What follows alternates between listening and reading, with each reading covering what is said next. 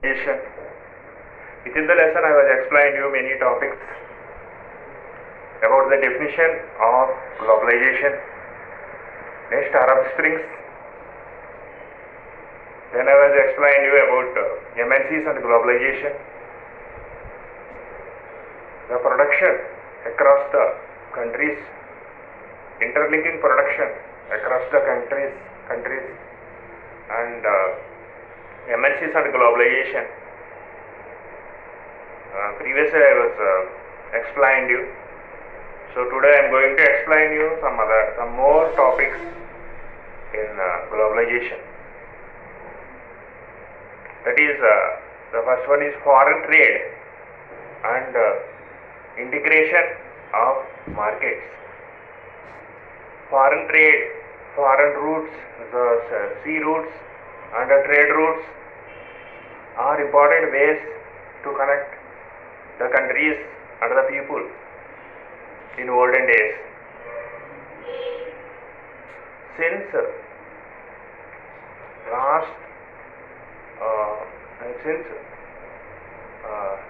long ago too, we are Indians. India was trade routes connected to South Asia, and also since long ago too, trade was connecting the countries. Has been connecting the countries. Trade has been connecting the countries. So, for example, India is having trade routes to South Asia, and we are having relations with the South Asian countries like Indonesia, Malaysia, Myanmar, etc. So, and not only the trade, and also we are keeping relations, cultural relationships, as well as the political relationships we are having with other countries.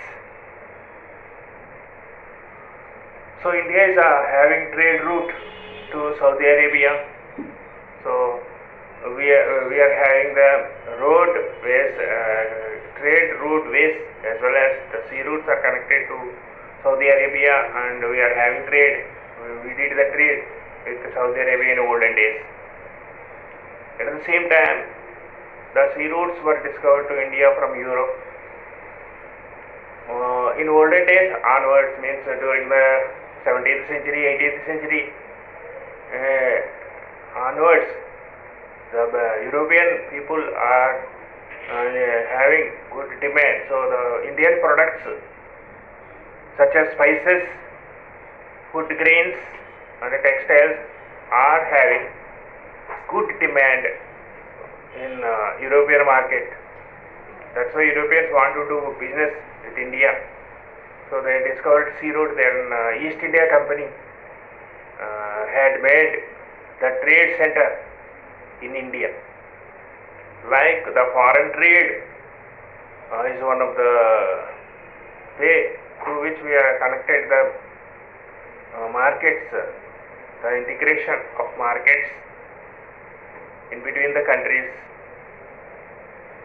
So that is about the foreign trade and the integration of markets. So then we are going to another topic, that is the MNCs and globalization. Now I will explain MNCs and globalization. So MNCs are play a very important role in the globalization. MNCs, multinational companies, owned and controlled the production more than one country. MNC company means, MNCs means, the MNC company was owned and controlled the production more than one country. Is called as the MNC company. MNC company has controlled the international trade.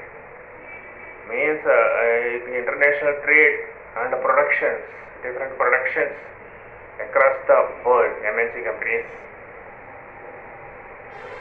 So since 3 to 4 decades, more and more MNC companies were established more and more MNC companies are looking the better locations for their investments.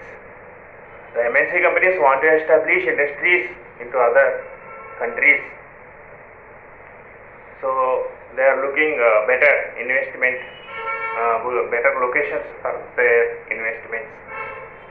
So like the importance of the MNC companies were increased in the world. So then the foreign trade was increased. The foreign trade and goods and services movement was increasing. Next, foreign investments means long-term investments and short-term investments also increasing around the world. So, for example, Ford Motors is one of the MNC company. It is the USA MNC company. It is spreaded its business around the world. It has established 26 the car industries in the world, and it is the dominated the car markets in the world. So not only the MNC, the Ford Motors was established one car industry in India. Not only it is producing, production in India. It is also exporting the cars to other countries also. So like the industry, the MNC companies are spreaded their markets as well as business around the countries. So MNC companies playing a major role. I was told you next, more and more goods and services were moving across the countries, as well as the more and more investments was they are establishing footing in different countries, and also technology. The technology also moving in between the countries. So without technology now present days, any country alone can't able to produce production, can't able to survive. Any single country can't able to survive. Why? Because there is need many factors for the production. There is need many factors for the development for their country. So each country was dependent to others. So technology is also one of the important factor for globalization. So the technology moving across the countries. So this is about MNCs, the importance of the MNCs and globalization. MNCs and globalization. So next we are going to another topic, that is factors that are enabling globalization. What are the factors are enabling globalization? Importantly, there are three factors which are enabling globalization. The first one is technology. Second one is the modern transport technology. Third one is information communication technology. So these three are play a very major role, factors which are enabling globalization. So technology, now present days rapid development of the technology is a key role playing for one of the factors of the enabling globalization. Second one is the modern transport technology. So airways, roadways, waterways and railways are increasing in the countries. So it is provide quick transport of goods and passengers from one place to another place, and also in the different variety of vehicles which are having the modern machines, like the heavy lorries which has the power steering, and it can go fastly compared to previous vehicles, and also the super fast express trains and goods trains, and also ships. Within the ships also they are using the modern machines which they can move they can reach their destination fastly. Within the limited time, they can reach their destinations. So, like this modern transport technology is also playing a very key role for one of the factors that are enabling globalization. The third one is the information communication technology. This is one of the revolutionary changes brought in the world. It is the factor, one of the main factors for the enabling globalization. The internet, they are using computers in all the fields. The internet, they are using internet and telegraph, telephones, smartphones, so email, voicemail, which all are using, and within the minutes they are sending their messages to other people. So like this is the information communication technology is one of the important factors that have enabling globalization. So these are the factors which are enabling the factors that have enabling the globalization. Now we are going to another topic, that is the liberalization of foreign trade. Liberalization of foreign trade and foreign investment policies.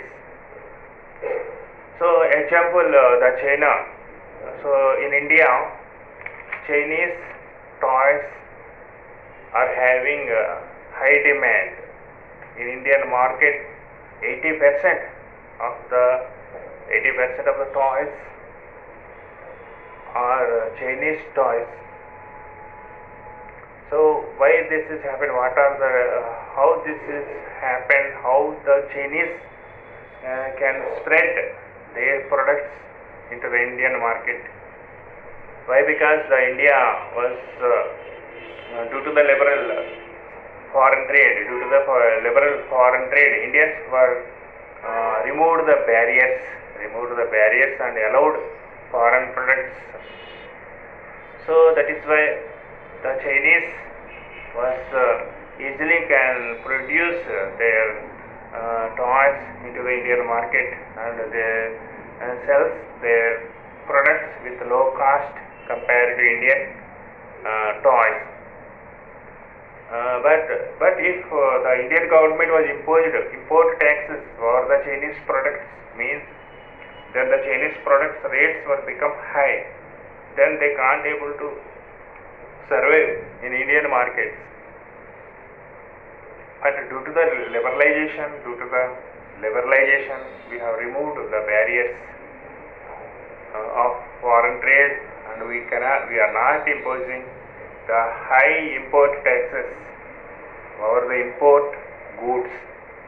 That's why the Chinese toys are having high demand. They are producing the large quantity of toys, different types of toys with good quality, low cost production. They are supplying to they are introducing in Indian market.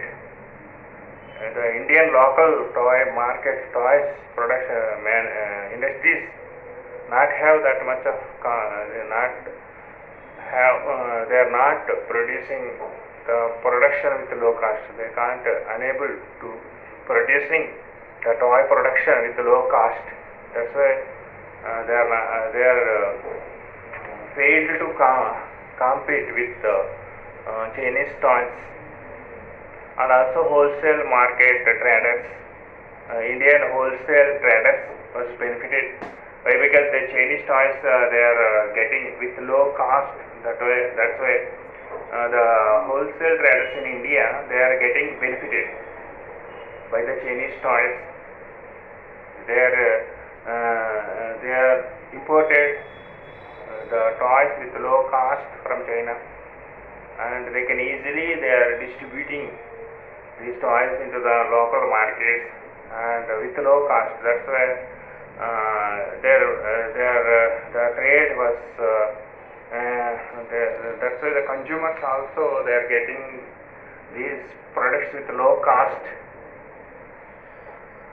So that is the benefit for the advantages, some advantages for the local traders, but at the same time the Indian local domestic industries are not developing. So that is one of the disadvantages. Disadvantage is also there.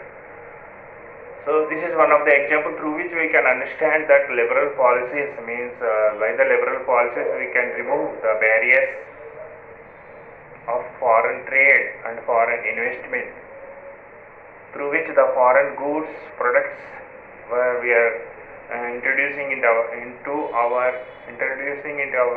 Indian market. So now present days. So that is the one of the example through which we can understand how the trade is now present days is going on. So after the independence, Indian government was not removed the barriers of foreign trade. So the only they are allowed essential goods, things that are the petroleum, fertilizers and machines, fertilizers, petroleum products only they are imported from other countries to India. So they put many barriers and restrictions over the foreign goods at the time of independence, after the independence. Why? Because in India there is no many industries in India at the time. Very less industries are there in India after the independence. So our Indian government want to encourage the domestic industries. They want to develop our domestic industries, Indian industries. That's why they kept barriers, many restrictions over the foreign trade. They are not allowed easily the foreign goods to India at the time of after the independence. But later in 1991 onwards, the things were changed. The World Trade Organization was set up, and it is the main aim to liberal trade. They encouraged liberalization of foreign trade and foreign investments. So India is also think that that is the time came for us to compete with the foreign products.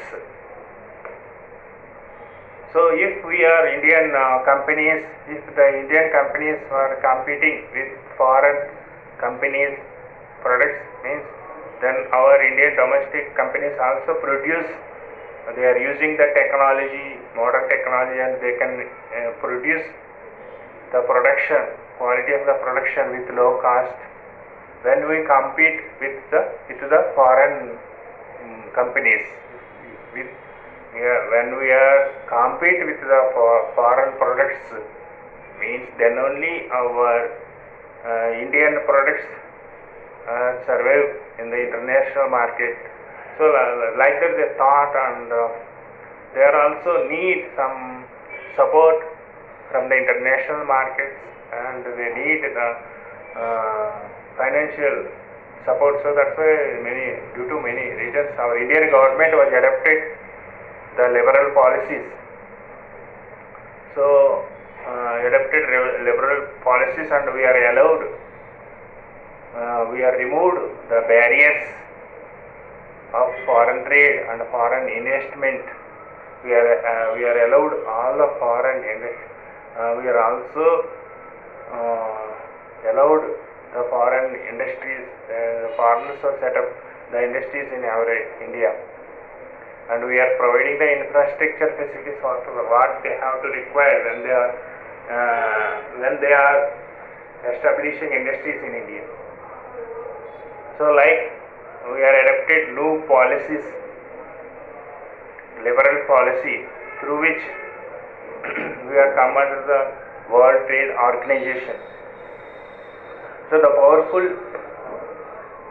trade organizations gave support to Indian decision, Indians So they are Indian Indians.